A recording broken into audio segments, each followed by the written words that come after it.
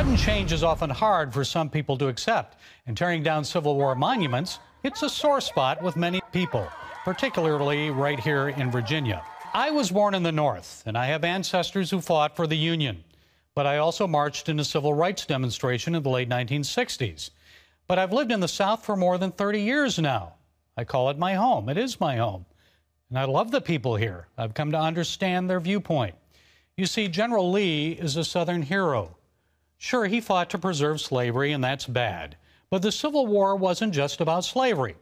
You talk to any student of American history, and they'll tell you it was also about preserving an agrarian way of life as industrialization and urbanization started to creep into the southern states. It was also about states' rights, preserving the right of states to determine their own destiny without excessive federal control. Tear down General Lee, and you tear away its Southern history and heritage.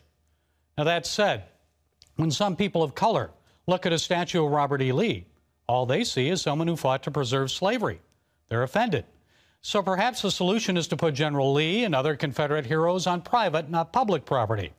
Like those who oppose government-funded Confederate statues on public property, I'm offended when government money is sent to Planned Parenthood because I'm opposed to abortion and the abortions they perform there.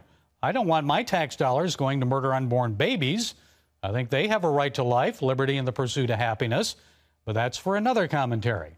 So Christians, how can you share Christ with an unsaved African American if you're waving a Confederate flag in their face or sitting in a park beside a statue of Robert E. Lee and you know that may offend them?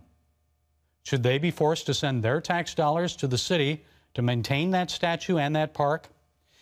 But folks, listen to this one. In the rush to dismantle offensive statues, let's not erase our history. Not all of our history is good.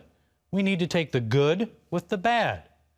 Recently appearing on Fox and Friends, former Secretary of State Condoleezza Rice said, "When you start wiping out your history, sanitizing your history to make you feel better, it's a bad thing."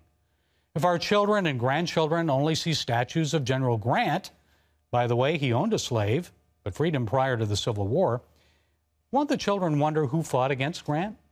Shouldn't they also learn about General Lee and see statues of him?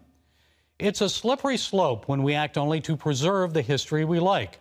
Now listen to what President Trump told reporters. George Washington was a slave owner. Was George Washington a slave owner?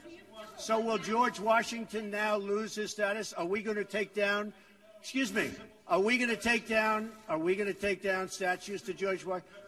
How about Thomas Jefferson? What do you think of Thomas Jefferson? You like him? Okay, good. Are we going to take down the statue? Because he was a major slave owner. Now we're going to take down his statue. So you know what? It's fine. You're changing history. You're changing culture. So are we going to tear down the Jefferson Memorial? Are we going to rename the Washington Monument because George Washington owned slaves? Rename Washington, D.C. and call it just the District of Columbia or the District? Like it or not, our leaders and all of us are flawed beings. President Bill Clinton had sex with an intern. He lied about it and was impeached. Should we also force him to close the doors of his presidential library and museum? Nah. So where does all this cleansing of history end? Isn't that what ISIS tried to do in Iraq and Syria? It's not what democratic republics do. Remember, those who refuse to learn the lessons of history are doomed to repeat them.